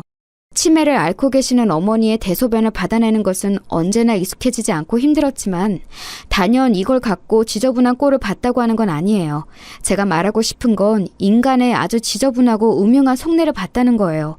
그렇게 졸렬하고 비열한 성질을 드러내는 것은 아마 다 예상하셨겠지만 바로 서방님네 부부였다는 거예요. 어머니를 모시는 것만으로도 충분히 힘들고 날 덥고 푹푹 찌고 장마가 이어지는 중에도 툭하면 집에서 아무렇게나 행동하시고 풀어져 버리시는 어머니를 보며 그 뒤치다거리가 너무 괴로웠어요. 그런 저를 틈틈이 감시함답시고 들락거리던 서방님네 부부는 정말로 자기 엄마의 심각한 사태를 눈으로 마주하고 나니 슬슬 태도가 변하는 거 있죠. 돈 갖고 으름장 놓고 윽박지를 때만 존댓말 하던 서방님이 완전히 태도를 바꾸어 낄낄거리면서 자기 엄마 잘 봐달라고 이죽거리는 거예요. 형수님, 역시 형수님만한 사람이 없어요. 우리 형이 하여간 사람 하나는 기똥차게 잘 본다니까. 그러니 형수님같이 바르고 신실하신 분이랑 결혼한 거 아니에요. 아무튼 간에 우리 엄마 잘 부탁드려요. 아우, 이 찌든 냄새. 이거 맨날 치우느라 형수님 장난 아니게 힘드시겠네. 아 여보, 당신 뭐해? 얼른 가서 형수님이 엄마 씻기는 거 도와드려. 나는 좀 들어가기 그렇잖아. 빨리! 이러면서 언제부터 제가 지 엄마 모시는 거 좋게 봤다고 이상하게 추켜 세우는 거예요. 동서도 잔뜩 일그러진 얼굴을 하고 있다가 일순간 확 펴더니 저 따라서 어머니를 욕조에서 씻기는 걸 도와준답시고 고무장갑을 끼더라고요. 하지만 그래놓고 곧 인내심을 잃었는지 아예 고개를 훅 돌려버리고 설렁설렁 씻다가 이러고 나가버리더군요. 형님, 저 전화 올 때가 있어서 잠깐만요. 잠깐 핸드폰 좀 보고 올게요. 이래놓고는 한참을 안 오는 거예요. 급기야는 제가 어머니를 다 씻기고 머리를 말리고 있을 때나 뛰어들어와서는 억지로 웃어가면서 급한 전화였다고 하더군요. 저도 나름의 험한 환경에서 자라왔기에 어느 정도 판단은 되었는데요. 이것들 막상 지 엄마가 정말 심각한 상태가 되어 대소변 못 가리고 다 뒤엎고 곱게 행동 안 하시는 걸 보더니 감당이 안 되는 거예요. 이런 상태의 엄마이자 시어머니를 감당할 자신이 전혀 없는 거죠. 그러니 여지껏 자기 엄마랑 같이 살던 저한테 모든 걸 떠넘기고 봐주는 동안에는 저를 잘 축혀 세워서 완전히 일임하게 하려는 속셈이었어요. 그 전에는 툭하면 꽤 으름장을 냈었거든요. 까짓것 우리도 맘만 먹으면 엄마랑 같이 살 생각이 있어요. 형수만 할 수 있는 거 아니야. 나대지 말라고. 어르신들 똥오줌 처리하는 거 그거 갖고 뭘 그렇게 유세를 부리냐고. 그리고 우리 엄마는 내가 잘 알지 형수가 잘 아나? 엄마 그렇게 이상하게 나이 먹으실 분 아니라고요. 그니까 적당히 하다가 나가요. 알았어요? 이래놓고선 난장판이 된 집이며 마찬가지로 사나워지신 어머니를 지들이 눈으로 마주하니 엄두가 안 나는 거예요. 서둘러 도망치듯 나가버리지 않나. 하여간 그 후로는 잘 오지도 않더라고요. 가끔 짜증나는 톡 문자만 길게 남겨놨어요. 형수밖에 없어요. 우리 엄마 잘 모셔줘서 고마워요. 잘 부탁드립니다. 형도 고마워하고 엄마도 고마워하고 있을 거예요. 뭐 이런 식의 내용을 길게 남겨서 보내놓고 그래놓고 안심하는 것 같더라고요. 헌데 이 와중에 또 무슨 짓을 저질렀는지 한밤중에 전화가 걸려왔어요. 이번엔 서방님이 아닌 동서한테 전화가 걸려왔더라고요. 저 형님!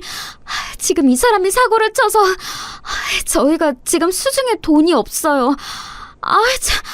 이유는 저도 잘 몰라요. 술 먹다가 시비가 붙었나 봐요. 저희요? 저희도 돈이... 아니 여유가 없다니까요? 형님 돈 있으시잖아요. 어머니가 챙겨주신 거 많으실 텐데 왜 이러세요? 형제끼리 돕고 살아야죠. 진짜 말인지 방구인지 알 수 없을 것 같은 소리만 짓거려대는 동서의 말을 듣고 저는 그마저도 몇백만 원을 떼어서 수습하라고 보내주었답니다. 다행히 어머니가 생활비 여부로 주신 게 조금 있었지만 그렇다 해도 그다지 여유 있진 않았어요. 아무튼 저도 점점 지쳐가고 나중에 어머니에게서 눈을 떼어서는 안 될 지경까지 가게 되니 많은 고민이 생기더라고요. 과연 내가 이렇게 계속 붙어있는 게 맞는 것일지도 잘 모르겠고 말이에요. 그러던 어느 날 저도 아직 이게 긴가민가 헷갈리지만 남편을 만나게 되었지 뭐예요. 물론 당연히 현실이 아니라 꿈 안에서 남편을 마주하게 되었어요. 제가 너무 힘들어하고 지쳐서 그리고 속으로 잠깐 남편을 원망했던 적이 있어서 그랬던 것일까요? 그런데 꿈속의 남편은 우리가 처음 데이트를 했던 회사 뒤쪽 놀이터에 그냥 앉아있더라고요. 그러면서 저를 슬픈 눈으로 응시를 하고 있는데 제 기분 탓인지 모르겠지만 무척 미안해하는 표정이었어요. 그런 꿈을 꾸고 나니 정말 딱 한 번 제 꿈에 그렇게 왔지만 마음이 참 무겁더라고요. 아무도 나를 알아주지 않고 다 외면하는 것 같고 나름의 패기를 갖고 시작했던 치매 어른 모시기의 한계를 느낄 때쯤 몹시 미안해하고 측은해하는 표정의 남편이 제 꿈에 나타났었어요.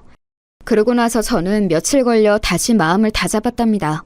그게 내 생각으로 인해서 나온 꿈일지언정 일단 시작을 했으면 끝을 봐보자, 이러다 죽기야 하겠어 하는 생각으로 말이에요.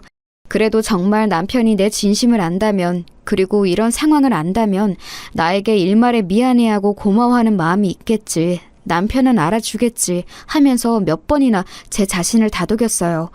그 뒤로도 혹독하게 저를 덮쳐오는 어머니와의 힘든 씨름의 날들을 지나곤 지나 급기야는 간병인이 오셔서 같이 도와야 하는 날이 찾아오고 말았어요. 하지만 그것도 잠시.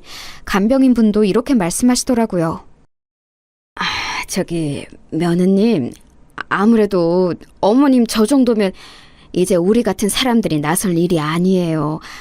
요양원에 들어가시는 게 맞을 것 같아요. 남편이 안 계신 거죠? 그럼 이 집 자식들이랑 얘기해 보시고 결정하는 게 좋겠어요. 나도 이렇게 지치는데 젊은 사람이 어째 지금까지 버텨왔대요.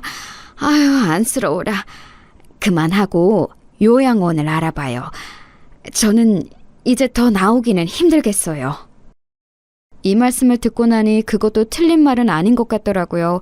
그리하여 저도 이 이상은 더 넘기기 힘들 것 같아 서방님네 부부를 호출했어요. 그마저도 동서는 바쁘다며 안 왔고 잔뜩 인상 쓰고 있는 서방님과 둘이 나란히 앉아 얘기를 했답니다. 당연히 서방님은 듣자마자 불같이 화를 내더라고요. 뭐라고요? 엄마를 요양원에 보내? 아니, 이제껏 잘해왔잖아요. 엄마 돌아가실 때까지 잘 모시는 게 형수님 역할 아니던가? 그래서 이 집에서 엄마 돈 먹어가면서 붙어있던 거 아니에요? 그거 생각해보니까 우리 엄마 너무 불쌍해서 안 되겠네. 나 진짜 눈물이 날 지경이에요. 형수님이 인간이긴 해요, 진짜? 그러는 너는 사람 자식이 맞느냐고 입 밖에 내고 싶었지만 꾹 참고 저는 굳세게 의지를 전달했어요. 정 안 되시겠으면 서방님이 모시면 되겠어요. 저와 어머니 서로 너무 힘든 상황이고 저는 할 수 있을 만큼 했다고 생각해요. 그리고 돈이요? 필요하다면 얼마든지 어머니가 주신 생활비 쓴 내역 보여드릴 수 있어요. 그리고 그중 얼마 서방님 사고 친 대가로 들어갔다는 걸 본인도 아실 텐데요. 전 바라는 거 하나도 없어요. 이 집도 제가 들어앉을까 봐 겁나신다면서 제가 나가면 되는 거 아닌가요? 대가 무엇도 바라는 거 없고 이제 전문인에게 맡겨서 어머니도 좀 편해지시게 해드리고 싶을 뿐이라고요. 하지만 저의 강력한 의견에도 서방님은 회피하고 화만 마구 내더니 나가버렸고요. 이후로도 일방적으로 연락을 무시하고 받지 않더라고요. 속이 타오를 대로 타버린 저는 너무 지쳐서 스스로 알아보게 되었어요. 제가 자녀도 뭣도 아닌 직계도 아니지만 어쨌든 모시고 있는 입장에서 얼른 절차를 진행하는 게 낫겠더라고요. 하지만 등급은 어느 정도 나왔지만 저 외에 진짜 자녀인 서방님과 뭔가 증명할 길이 없으니 요양원에 보내드리는 것도 쉽지 않은 거예요. 인터넷으로 알아보니 그것도 어찌어찌 증명해서 입소시켜드릴 수 있다고 하는데 직계 자녀인 서방님이 아무런 동의도 뭣도 응해주질 않고 있어서 정말 미치겠더라고요. 동서조차도 연락을 무시하고 그렇게 감시하고 돈 뜯어낼 때에는 일부러 전화를 안 받으며 찾아오더니만 아예 그 둘은 제 앞에서 거의 잠적하다시피 사라져버렸어요. 애도 키운다는 것들이 어쩜 그 모양인지 저는 저도 모르게 서러움에 북받쳐 밤에 울기도 했었네요. 그래도 이러나 저러나 현실을 받아들이는 수밖에 없어서 평소와 똑같은 날들 혹은 평소보다 좀 더 심하고 괴로운 날들 이런 것 따위를 핸드폰 어플 일기에 표시해가면서 하루하루를 보냈어요. 지나고 보니 그때 나름 알아둔 정보라든지 써왔던 일기들이 훗날 저에게 다른 방면에서 도움이 될 줄 상상도 못했지만 말이에요. 아무튼 어머니는 이후로 더 나빠졌으면 나빠졌지 호전이라는 단어는 감히 입에 담기도 힘든 상황이었어요. 그래서 어쩌다가 잠이라도 푹 주무시면 감사할 뿐이고 제가 어머니보다 일찍 잠들면 순간 뭔 사고가 났을까 싶어 꿈에서도 긴장을 하고 있었던 것 같아요. 그러던 어느 날 새벽녘에 그렇게 팔팔하게 움직이시던 어머니는 본인 침대 위에서 아주 고요하게 마치 아기가 잠들어 있는 것 같은 모습으로 순하게 삶을 마감하셨어요. 그날이 어머니의 마지막 날이라는 걸 알았더라면 뭐가 달라졌을 것인가 생각해보지만 아무래도 저는 너무 피로하고 지쳐 있었기에 똑같은 날과 똑같은 표정으로 보냈을 것 같아요. 이때 어머니가 소천하셨으면 알게 된 제 심정이란 아직 다시 떠올려봐도 잘 모르겠어요.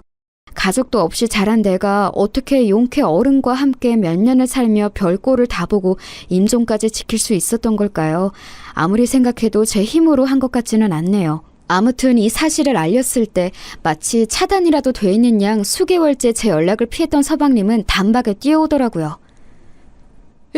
이게 무슨 일이야? 엄마! 엄마! 그러면서 어머니를 붙잡고 통곡을 해대는데 제가 너무 감정에 무딘 사람이라 그런지 몰라도 조금도 가슴 아프지 않더라고요. 저와 어머니 관계의 끝은 제 나름대로 감정이 많았지만 이상하게 어머니와 서방님의 이별에 대해선 무감각한 눈으로 보게 되었어요. 슬프긴 하겠지만 정말 슬픈 걸까? 진짜 슬퍼서 우는 걸까? 별의별 의문이 다 들더군요. 그리하여 어머니 장례까지 이어지고 그 시간 동안에도 저는 그놈의 큰며느리 역할을 하느라 쉴 새가 없었답니다. 사실 이 며느리라는 직함에 대해 남편이나 어머니에게 직접적인 불만은 없어요. 저 명칭을 갖고 애들 놀려대듯 불러대는 서방님이 지독히도 혐오스러웠을 뿐이죠. 그리고 겨우 정신이 돌아와 저는 슬슬 제자리를 정리할 생각을 하고 있었는데요. 장례 치른 지 며칠이나 되었다고 서방님은 쳐들어와서 고성을 질러대는 거예요. 아, 뭐야, 아직도 여기 있었어? 당장 나가요, 좋게 말할 때. 아니, 좋게 말할 필요도 없지. 아싸, 꺼지라고. 여지껏 좋은 꼴 보고 재미 다 봤을 거 아니야. 부모 자식 뭣도 없이 막 굴러다니면서 산 주제 꼴에 우리 집에 시집 와가지고 어디 단칸방에서나 굴러먹어도 싼 게 이런 집에서 용케 잘 살았지. 미안한데 이 집 내 거야. 우리 엄마가 유언장도 남겼어. 한번 볼래? 이러면서 제 앞에서 웬 종이를 차랑차랑하게 흔들어대는 거예요. 안 그래도 욕 나오는 인간이었지만 제 앞에서 해대는 말이 너무 모욕스럽고 진저리가 났어요. 어찌나 인간에 대한 혐오가 강해지던지 제 자신을 스스로 지키기 위해서 이 환경에서 빨리 나가야겠더군요. 그렇게 쫓겨나듯 짐을 챙겨 나왔고 제 앞으로 있는 얼마 안 되는 돈을 갖고 아주 조그만 투룸짜리 빌라를 하나 얻었네요. 말이 투룸이지 벌레나 안 나오면 다행인 아주 찐득찐득한 열악한 집이었어요. 그 집에 있으면서 나름 이것저것 닦고 사람 살찌처럼 해보려고 했지만 저 자체가 너무 무기력해지고 의욕이 안 생기더라고요. 저를 내쫓을 때 서방님이 해댔던 그 말, 단칸방에서나 굴러먹어도 싸다고 했던 말이 무척 아프게 압박해왔어요. 인간인지라 죽을 고생은 내가 다 했는데 저렇게 팽팽 놀며 사기만 치고 돈만 뜯어간 서방님한테 모든 걸 다 몰아주신 어머니가 조금은 야속하게 느껴지더라고요. 처음에는 좋은 마음으로 시작했어도 뒤로 갈수록 저도 지치고 짜증도 나고 아무런 보상 없는 이런 일을 왜 하는지 이해가 안 갔으니까요. 그런 와중에도 저는 어떻게든 살 길을 찾아야 하니 예전에 남편과 만날 때 알바했던 회사 혹은 학원가들을 나름 알아보았어요. 그리하여 미술학원에서 보조교사 자리를 얻게 되었고 그나마 애들과 지내고 선생님들과 이야기라도 하면서 숨통이 트이게 되었네요.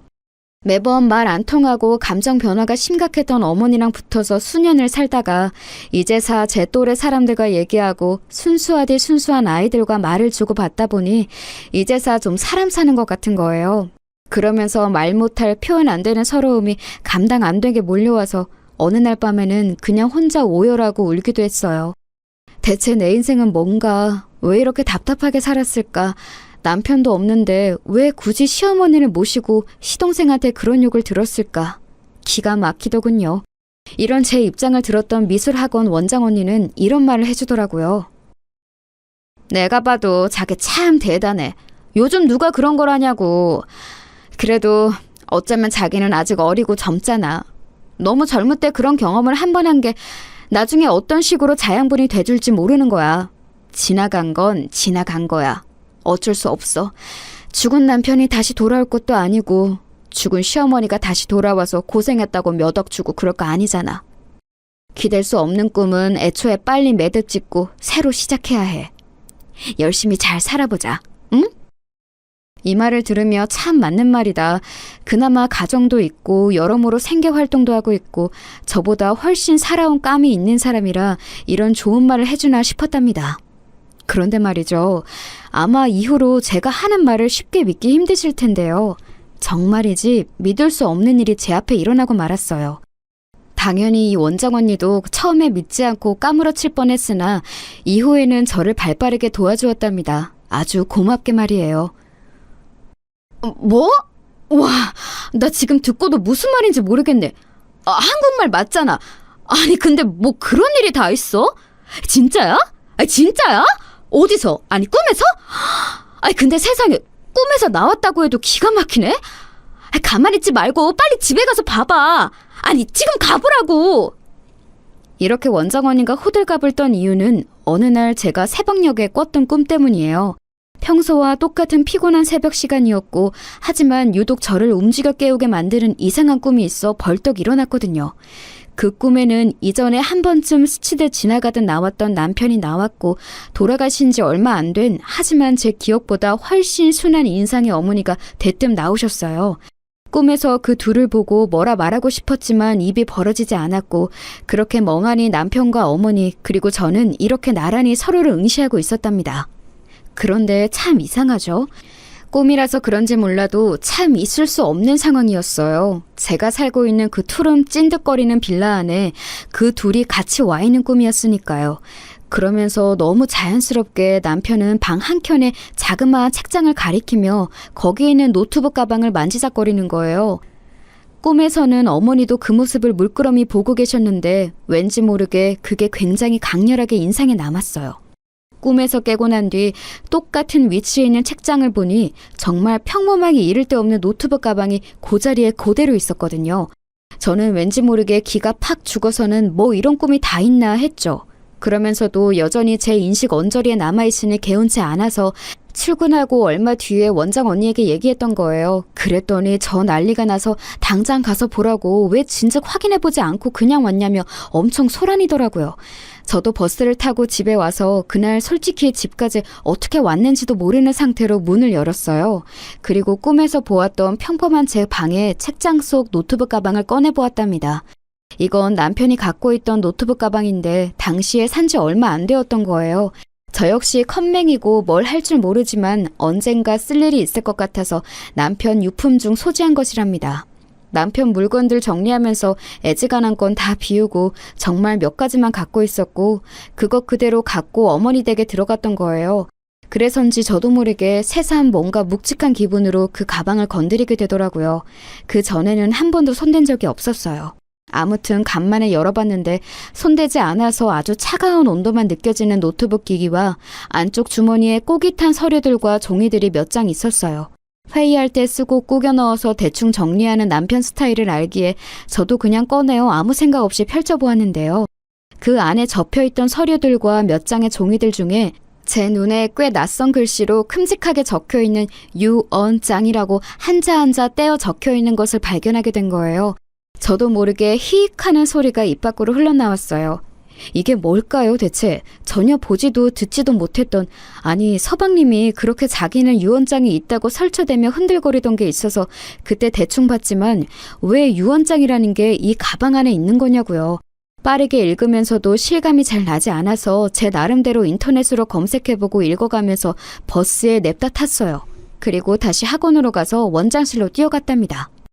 원장 언니에게 내용을 보여주면서 물어보니 언니는 눈을 희번덕하게 뒤집어가며 소름이 돋는다는 거예요.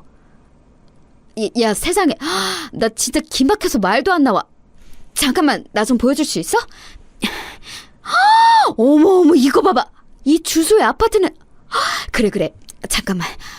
그럼 이건 어머 자기 시어머니가 자기를 외면한 게 아니네. 이거 봐봐. 무슨 말인지 알겠지?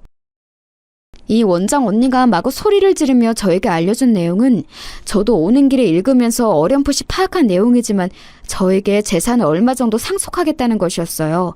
서방님이 그렇게 쌍심 지켜고 지키겠다며 난리를 쳐댔던 그 시댁 아파트, 20억대에 달하는 아파트는 서방님에게 주겠다고 적혀 있었고 다른 지역에 있는 또 다른 20억대 아파트가 있다는 거예요. 그것은 며느리인 저에게 상속하겠다는 내용이었답니다. 그러면서 조목조목 필요한 내용이 다 적혀 있었어요. 이미 유언장이 있고 어머니에게 있는 재산은 아파트 한 채라고 알고 있던 서방님의 의견과는 달랐기에 이때 약간 혼란스럽더라고요. 하지만 이미 친정 가족 간의 상속 싸움으로 인해 여러모로 화병을 달고 살았던 원장 언니는 이쪽에 대해선 빠삭하게 안다며 저를 무척 많이 도와줬어요. 서방님이 들고 있던 그 유언장은 제 딴에 딱히 확인도 안 하고 그냥 나와버려서 저도 잘 몰랐는데 알고 보니 지들끼리 적당히 꾸며낸 것이었더라고요. 혹시나 제가 달려들어서 지들한테 증거를 달라고 할까봐 이 집 내 거라고 우길까봐 정말 허접하게 꾸며낸 유언장이었어요. 평소에 지들 엄마에 대해서 아는 것도 없으니 재산도 그 아파트 한 채인 줄 알았던 거죠. 하지만 알고 보니 어머니가 직접 쓰셨던 유언장 안에는 다른 내용이 있었던 거예요. 훨씬 상세하고 확실하게 날인이나 필요한 모든 것들이 갖춰진 하나의 서류였어요. 정말 이들은 모르는 건가 싶어 동서의 SNS를 들어가 봤는데 그동안 관심 끊고 살다가 둘러본 그들의 근황은 정말 장난 아니더라고요. 능력도 없고 돈벌이도 제대로 못하는 서방님은 애아빠이면서도 늘 밖으로 돌고 동서랑 원룸이나 여기저기 돌면서 힘들게 살았어요. 그런 부분을 어머니는 전혀 지원해주지 않으려고 악을 썼고 사고 칠 때나 간간히 막아주셨거든요. 그런데 학군지 좋고 위치도 좋고 30평대 아파트인 어머니 집에 들어가서 살게 되었으니 아주 그 거만한 기세가 하늘을 찌를 정도였어요. 동서는 본인 SNS에 얼마나 허세를 떨어놨던지 눈 뜨고 못 볼 지경이더라고요. 우리 어머니가 물려주신 집?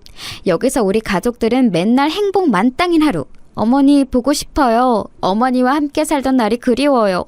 불쌍한 우리 어머니. 이딴 식으로 글을 써놨는데 진짜 기가 막혀서 아주 코가 나올 지경이었어요. 그 와중에 집 자랑한답시고 어머니가 평소 들어두셨던 세간살이들 같은 것들 다들 지들 능력으로 산 것처럼 찍어 올리고 어머니 외가 쪽 어린이 사주셨던 명품 가방도 지 것처럼 들더라고요. 우리 어머니가 외삼촌께 선물 받으신 브랜드 가방. 돌아가시면서 며느리인 나한테 물려주셨다. 어머니 사랑 기억하며 잘 쓸게요, 어머니. 오늘도 어머니 생각에 눈물이 납니다. 이렇게 써놨는데 아니 저는 그렇다 치고 남편이 서방님은 저거 보고 아무 생각도 없을까요? 하긴 동서보다 더 이상하고 구제불능인 게 서방님이니 얼마나 더 망나니 같은 생활을 하고 있을까 상상도 안 되더군요. 아무튼 저는 알릴 건 알려야 하고 나중에 뒤탈 나면 안 되니 유언장 문제로 할 얘기 있다고 하고 그 몹쓸 인간들을 호출했어요. 솔직한 마음으로 누구 하나 대동해서 같이 나가고 싶었지만 그러긴 힘들고 원장 언니도 혼자 나서지 말고 변호사랑 같이 움직이라고 하더라고요. 그리하여 저도 소개를 받아서 모든 일들을 처리하게 되었고 그 과정 중간에도 왠지 모르게 떨리고 갑자기 주저하고 싶은 마음이 들어 망설이기도 했어요. 하지만 엄연히 이런 상황은 남편과 어머니가 꿈에 나와서 이어지게 된 일이니 기왕 일이 된 거 끝까지 가서 확인을 해보고 싶더군요. 그리고 아이러니하게도 어쩌면 당연한 일이겠지만 그 뒤로 어머니와 남편이 꿈에 나온 일은 단 한 번도 없답니다. 이걸 작성하고 있는 오늘에 이르기까지 말이에요. 덧붙여 저는 유언장을 확실하게 확인받았고 그 내용은 모두 현실로 저에게 이루어지게 되었어요. 당장 정말 큰일이라도 낼 사람들처럼 마치 후라이팬에 소시지를 튀기듯 타닥타닥 뛰어대며 난리를 치던 서방님과 동서는 이 유언장의 효력 앞에 지들이 아무것도 할 수 없다는 걸 몇 번이나 확인했어요. 뭐 잘 알아보지도 않고 유류분 소송을 하네 어쩌고 하지만 그럴 대상이 되지도 못했고 오롯이 지들이 이 아파트 두 채 다 움켜쥐어야 하는데 그게 안 되니 억울해서 죽으려고 하더라고요. 특히 서방님이 저주처럼 퍼부어대는 말은 이제 저도 적당히 거르는 법을 터득한 것 같아요. 야 이년아, 네가 인간이야? 니까지 그 어디서 몸만 쳐 굴러들어와서 엄마 재산을 빼가? 너 진짜 내가 가만 안 둬. 가만 안 둔다고. 어디서 그깟 말 같지도 않은 장난 같은 종이 쪼가리를 들고 와서 야 어딜 가 너? 내가 우습게 보여? 내가 우습냐고! 이러는데 주변에서 다들 저한테 대응하지 말라고 조언해 주시기도 했고 그냥 눈앞에서는 적당히 흘려 들어가면서 자리를 피하게 되었답니다. 사실 깊이 들어봤자 큰 의미도 없고 뭘 하겠나요. 그리하여 저는 유언장 내용대로 아파트를 받게 되었고 현 시점에 들어가서 살고 있는 중이랍니다. 그리고 저에게 또 한 가지 생긴 변화가 있다면 새로운 공부를 시작했다는 거예요. 정말 아무런 정보도 없이 바위에 계란치기로 시작했던 어머니 치매 간병을 이번에 요양보호사 공부를 하면서 제대로 정보를 쌓고 싶더라고요. 하고 싶지도 않았고 중간에 아주 진력이 나버렸던 간병이었는데 홀로 인터넷 정보를 쌓고 카페에서 도움을 받다 보니 요양보호사 쪽으로 전망도 나쁘지 않다고 하길래 알아보게 되었어요. 정식으로 대학을 가고 사회복지 쪽을 해볼까 생각도 해보았지만 그쪽으로 가기에는 애매하게 나이가 또 많더라고요.